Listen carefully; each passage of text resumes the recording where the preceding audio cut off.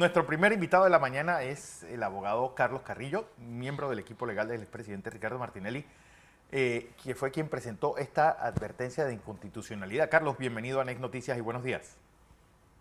Buenos días, Fernando, ingeniero. Un placer estar con ustedes. Buenos días. Bueno, una advertencia, pues, que la respuesta es no y punto. Es decir, casi le tiran la puerta en la cara y mucho más extensa es el salvamento de voto del magistrado Sedalice.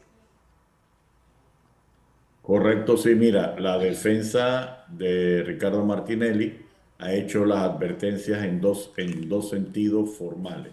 Primero, la reiterada violación durante el proceso de los derechos constitucionales, iniciándose por el derecho a defensa que tiene Ricardo Martinelli. En el segundo punto es establecer normas e interpretaciones coyunturales realizadas por la Corte Suprema de Justicia para los efectos que se uniformen los criterios. En este sentido, frente a la especulación o la aprehensión de que se pudiera inadmitir la casación, la defensa decidió advertirles a las magistradas que la norma que se está interpretando, que se puede interpretar y aplicar para ello, es inconstitucional, toda vez que el derecho a defensa dentro de un recurso de casación, ya por lo menos en el sistema penal acusatorio, de conformidad a los principios generales de derecho, debe ser admitida. Ya no hay la variable de inadmisibilidad, deben decidir se casa o no se casa. Pero este requisito formal, que ha sido incrementado en los últimos tiempos por la propia sala, es de preocupación frente a situaciones extrajurídicas. Y ponemos el ejemplo. Ricardo Martinelli es la primera vez que una casación se sustenta en base a un USB y a incompleto, con faltas de documentación y aparte de eso, con un término de 15 días común que nunca se había visto. Y la interpretación para sustentar esta nueva versión de procedimiento se hace en base a una ley del año 2015, pero estamos en el 2024 en este momento y no se puede tener justificación sin que exista una modificación legal para los efectos de cambiar el procedimiento que se implementaría desde el momento de su aprobación hacia el futuro, pero no sobre trámites previamente iniciados. Entonces, frente a ese escenario dantesco desde el punto de vista de respeto a las normas y a las reglas establecidas, la defensa advirtió la inconstitucionalidad. Paralelamente, tenemos que insistir que se presentaron una recusación por parte de la defensa de Ricardo Martinelli y otra por la defensa de otro coimputado que acaban de ser resueltas y están fijadas en el tablero en este momento.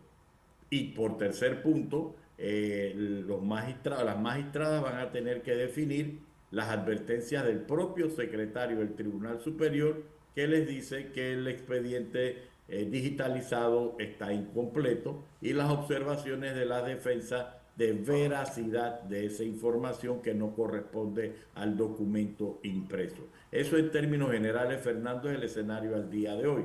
Ahora las magistradas en la sala tendrán que dar continuidad al procedimiento definiendo primero si sanean o no sanean el trámite implementado o dos continúan por encima de todo a una decisión de admitir o inadmitir el recurso de casación. Bueno, Carlos, porque bueno, había evidentes, y por lo que nos habías explicado en entrevistas anteriores, había evidentes fallas en todo esto. Es decir, y el gran problema es que a dónde apelar más allá de la Corte Suprema cuando uno ve falencias de este nivel. No hay lugar en la justicia local para recurrir frente a un fallo de la sala.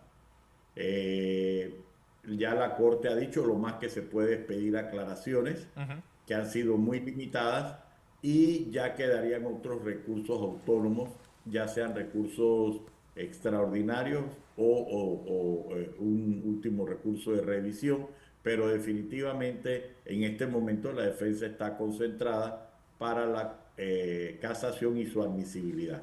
Técnicamente, independiente de otras consideraciones, incluso del lamentable episodio de la filtración de un borrador cuya legitimidad pues será verificada en los próximos días por la propia sala, que es vergonzoso, pues nosotros estamos pues a la espera de que por lo menos en el fondo se permita que Ricardo Martinelli pueda tener un pronunciamiento de inocencia o culpabilidad en una casación y que no se recurra a argucias o interpretaciones acomodaticias por encima de la jurisprudencia, esto para los efectos de no admitir el recurso. Nosotros estamos muy confiados, independientemente del borrador que ha circulado, de Sí. que esto se admita. Finalmente, y en ese borrador, es lo único que nos vamos a referir, aparece una parte dispositiva en el cual se incluye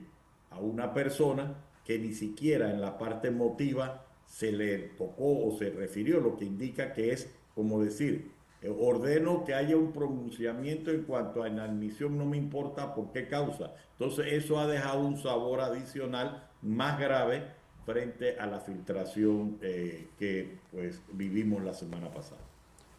Don Pastor Carlos, Landón. un par de preguntas, si me lo permite, para ilustrarme a mí, aquí a Fernando y a mí, quizás Fernando menos que a mí, pero para ilustrarnos y a nuestra audiencia, las siguientes preguntas básicas, unas y las otras a fondo del problema. Lo que se decidió ayer con respecto a la denuncia suya de inconstitucionalidad de una parte del articulado correspondiente al Código Judicial, ¿fue decidido por el Pleno de la Corte Suprema de Justicia o por la Sala Judicial? Permita, déme la otra pregunta para que la conteste toda junta. Para poder ir al nivel internacional, y uno tiene en la jerarquía del sistema judicial panameño y mundial, los tratados internacionales tienen fuerza por encima de la Constitución. Pero para poder hacerlo, la pregunta ahora es, yo debo terminar el proceso interno completo para entonces elevar esto a rangos superiores, que son los organismos internacionales de los cuales Panamá tiene tratados internacionales firmados. Y entonces la decisión de ese juzgado internacional tiene jerarquía superior desde el punto de vista de las leyes sobre la Constitución de la República de Panamá. Ese fue el caso, por ejemplo, del señor Petro cuando era alcalde en Bogotá, donde fue condenado internamente por la Comisión de Derechos de la OEA, Derechos Humanos. La carta le decía otra cosa. ¿Eso es así? Correcto, incluso ha habido un ajuste en la actuación de los organismos internacionales. Sí, el caso Petro, y adicionalmente, recientemente, y disculpen la redundancia, se ha visto el caso de Guatemala con Claro. Bernardo Arévalo, donde la OEA y su secretario general no esperó la consumación por la interpretación del principio de elegir y ser elegido, tomó la proactividad y se dio una gestión diplomática desde el periodo, como Panamá lo está viviendo, electoral. Ya hay pronunciamientos internacionales porque el fenómeno que antiguamente era la guerra mediática, que es el lawfare, que se ha convertido ahora en la afectación del derecho a elegir y ser elegido, la OEA como organismo regional o hemisférico, pues ya ha tomado algún ajuste para hacer válido este principio, no tan solo con las advertencias a Nicaragua en la descalificación correspondiente.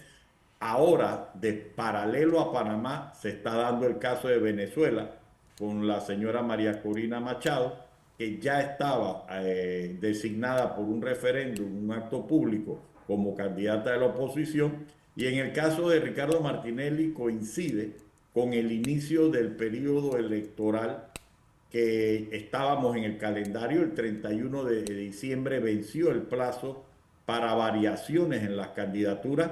si ustedes ven los documentos de capacitación del Tribunal Electoral, Ricardo Martinelli aparece en la papeleta respectiva. Entonces, ingeniero, ya se ha dado una variación. El principio clásico que usted dice de agotamiento de la vía o interna, sí, rige para organismos jurisdiccionales como la Comisión Interamericana de Derechos Humanos el Comité de Trabajo de las Naciones Unidas. Sin embargo, la proactividad de la OEA frente a repetidas maneras, es decir, en todos los países de la región se ha ido incrementando, descalifica a tu oponente y siempre la casualidad es que el que va primero o por delante en las encuestas, que es un factor de medición, una fotografía en tiempo real. Entonces, sumando a su comentario, el grupo de Ricardo Martinelli, ya otra parte del equipo de defensa, notificó ya al alto comisionado de las Naciones Unidas, igual a que su secretario general, al señor Guterres, y formalmente al señor Almagro, para notificarles como Ricardo Martinelli y José Raúl Mulino, miembros de una nómina que está participando en el calendario electoral debidamente reconocida, cuya postulación se encuentra en firme, han notificado el riesgo de afectación al derecho de elegir y ser elegido. Ese debate se va a dar en las próximas semanas. Ahora, sin entrar a discutir la estrategia legal a la que tiene derecho cualquier panameño, incluyendo sí. al presidente, expresidente Ricardo Martínez, sin entrar a discutir eso, ¿usted nos podría adelantar, si eso es posible, ya frente a todo esto, a negaciones que ha dado la Corte, solamente estaremos esperando entonces el fallo de la casación, si se acepta o no se acepta la casación, o hay algo pendiente?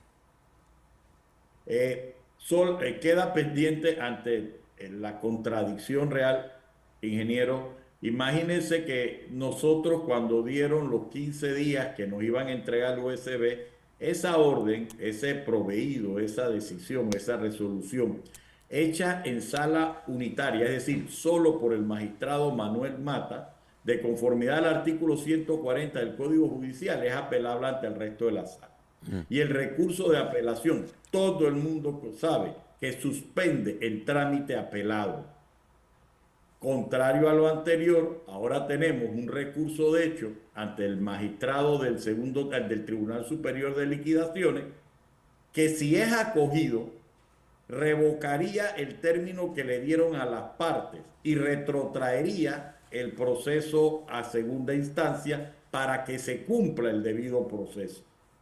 Esa posibilidad ya se está convirtiendo en una situación inverosímil o imposible, porque el superior, es decir, las magistradas del tribunal de la sala segunda, le han dado trámite a una casación y no han advertido que, aparte de las graves irregularidades que el propio secretario del Tribunal Superior de Liquidaciones advirtió, hay un recurso de apelación, de recurso de hecho pendiente, que puede trastocar. Entonces, si las magistradas, advertidas de ello, porque la defensa formalmente lo notificó a la magistrada ponente, si advertido por ellas, por la defensa a ellas, esta semana ellos no toman previamente el saneamiento y encarrilan el procedimiento, definitivamente se está dando lo que alguien definió como una lapidación jurídica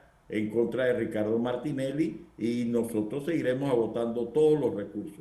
En este entorno salieron unas declaraciones, a mi juicio, desafortunadas e inexactas por parte de la presidenta de la Corte en un foro público. ¿Por qué lo digo? Porque definitivamente la reacción de otros colegas en ese sentido han hecho claro que nosotros, como abogados defensores, todos, de cualquier persona, tenemos que agotar las instancias y todos los recursos, porque la ley así nos obliga. Lamentamos el contexto de esas declaraciones que se pueden interpretar inadecuadamente. Hay algo que yo no entiendo, Carlos, porque ¿por qué Ramón Ashby o Mario Kennedy están en la papeleta y por qué se especula, bueno, que si Ricardo Martinelli sale condenado en esta casación no va a poder correr.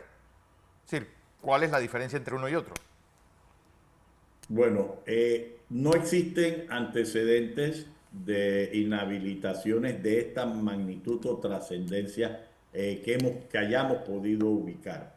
Esta va a ser la primera ocasión en la cual un candidato presidencial dentro del calendario electoral, porque recordemos, hay una previsión del Tribunal Electoral que dice que al 31 de diciembre se confirmaron y quedaron en firme las personas que fueron designadas dentro del término de postulaciones que venció el 31 de octubre.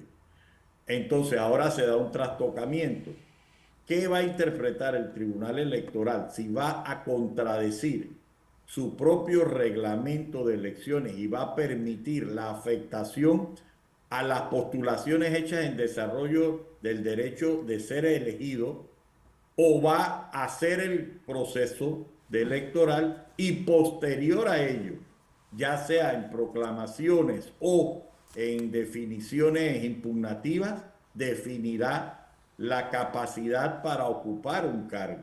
Definitivamente, yo no tengo precedentes en la materia local y el Tribunal Electoral tendrá que sentar la jurisprudencia respectiva. Y eso lo enmarco con la pregunta que me hicieron hace unos minutos, que ojalá se inspiren en las nuevas versiones de las declaraciones de la OEA, de las Naciones Unidas y de la Comisión Europea. Más aún, hoy los Estados Unidos ha invocado unas sanciones a Venezuela por la violación del principio de libertad de ser electo o elegido una persona, y el debate se va a dar. Para mi criterio, no va a quedar duda que el Tribunal Electoral, inspirándose en la tendencia de que ninguna investigación penal, porque hay que aclarar, en los casos que hemos mencionado, todos se han tratado de utilizar las jurisdicciones competentes penales o administrativas para inhabilitar candidatos. Y aquí ya la OEA ha dicho que no puede, con pretexto de una investigación criminal o de una medida cautelar o una sentencia condenatoria, impedir a la persona que ya está en el proceso electoral su derecho de que la comunidad o los ciudadanos de un país voten y lo elijan. Ya las otras consecuencias legales dependen de las interpretaciones que se hagan, pero el derecho a elegir y ser elegido, y disculpen que sea repetitivo, ya tiene una trascendencia superior por el mandato del voto popular, que cualquiera imposición, más cuando se ha verificado la violación del debido proceso y la precipitud en frente de unas situaciones procesales. Imagínense cómo la Corte Suprema de Justicia o el gobierno de Panamá va a poder justificar una condena de Ricardo Martinelli solamente con un hecho: dos testigos protegidos que nunca se presentaron a declarar, o la relación de un abogado defensor de acuerdos con una fiscal relacionada al Ministerio Público. Bueno, Carlos Carrillo, vamos a ver qué sigue ahora y cuál va a ser, bueno, cuáles serán los tiempos que tome todo este proceso. Gracias. Gracias a ustedes por la oportunidad.